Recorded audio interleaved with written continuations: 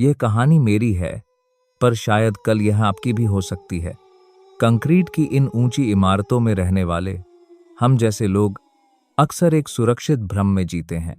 हमें लगता है कि सिक्योरिटी गार्ड्स और सीसीटीवी कैमरों के घेरे में हम महफूज हैं, पर उस रात मुझे समझ आया कि इन दीवारों के भीतर कुछ ऐसा भी सांस ले रहा है जिसका ताल्लुक इस दुनिया से नहीं है।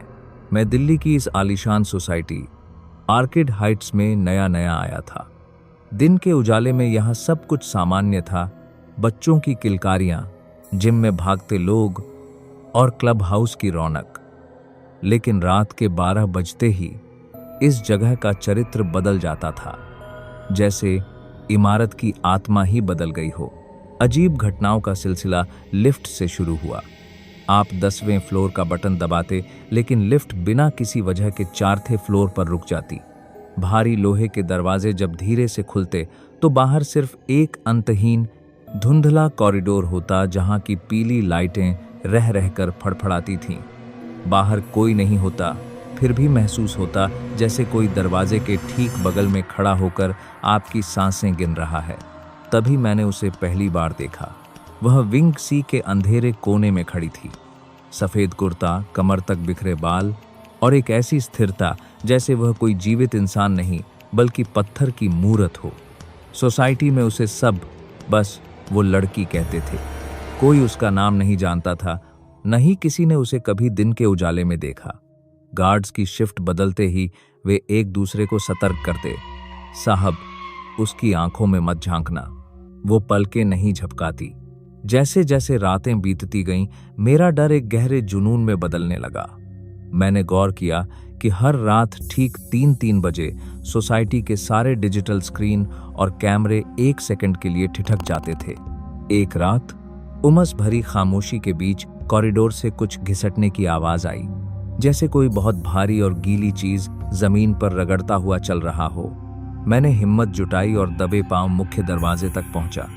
जब मैंने आई होल पीप होल से बाहर हांका तो मेरा कलेजा गले को आ गया। वह लड़की ठीक मेरे दरवाजे के सामने खड़ी थी, इतनी करीब कि उसकी ठंडी सांसों की धुंध पीप होल के शीशे पर जम रही थी।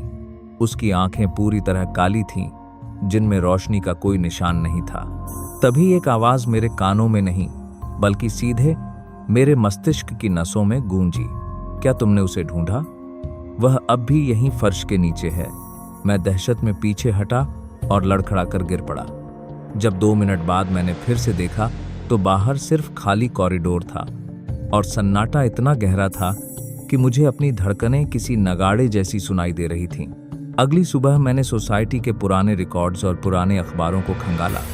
जो सच सामने आया उसने मेरी रूह कंपा दी। 10 साल पहले जब इस विंग की नींव रखी जा रही थी, तब एक मजदूर की छोटी बेटी अचानक गायब हो गई थी। पुलिस केस हुआ, पर बिल्डर ने दौलत के जोर पर सब कुछ दबा दिया। दबी जुबान में लोग कहते थे कि उस बच्ची को विंग सी की नींव में जिंदा चुनवा दिया गया था, एक क्रूर बलि की तरह, ताकि इमारत कभी गिरे नहीं। मेरे हाथ कांपने लगे। क्या वह लड़की वही थी? क्या वह अपना अधूरा बचपन इन गलियारों में तलाश रही थी? कल रात वो खौफ अपनी सारी हदें पार कर गया। रात के ठीक 3:00 बज रहे थे जब मेरे बेडरूम की लाइटें खुद जलने और बुझने लगीं। सन्नाटे को चीरते हुए मेरे बेडरूम का दरवाजा धीरे से खुला। कमरे का तापमान अचानक गिर गया। वह लड़की मेरे बिस्तर के पाए के पास बैठी थी। उसकी सिसकियां अब साफ सुनाई दे रही थीं। बहुत अंधेरा है यहाँ, उसने फुसफुसाते हुए कहा।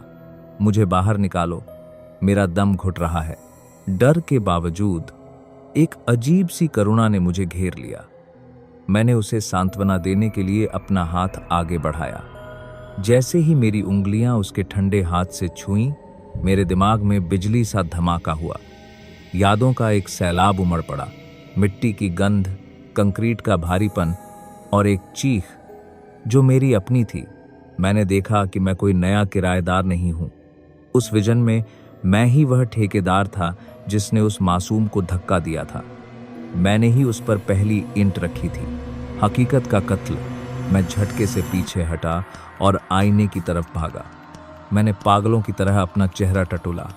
आईने में दिखने वाला अक्स मेरा ही था, पर मेरी आंखें, वे अब सफेद नहीं थीं, वे पूरी तरह काली हो चुकी थीं।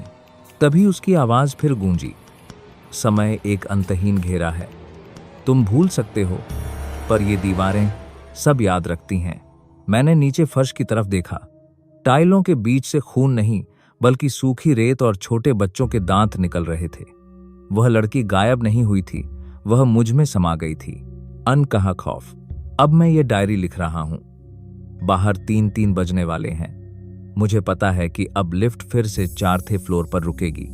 मुझे पता है कि कॉरिडोर में अब किसी और के कदमों की आहट होगी। पर सबसे भयानक बात यह है कि जब मैं अब आईने के सामने खड़ा होता हूं तो मुझे अपनी पलकें झिपकती हुई दिखाई नहीं देती। मेरी परछाई अब मुझसे अलग फर्श पर रेंगती है। क्या आप अपनी सोसाइटी की दीवारों पर यकीन करते हैं? अगली बार जब रात के सन्नाटे में आपको अपने घर की दीवार से कोई खुरचने की आवाज आए तो उसे चूहे की आवाज समझकर नजरअंदाज मत करना। हो सकता है कोई आपको याद दिलाने आया हो कि आपने पिछली बार कहाँ गलती की थी।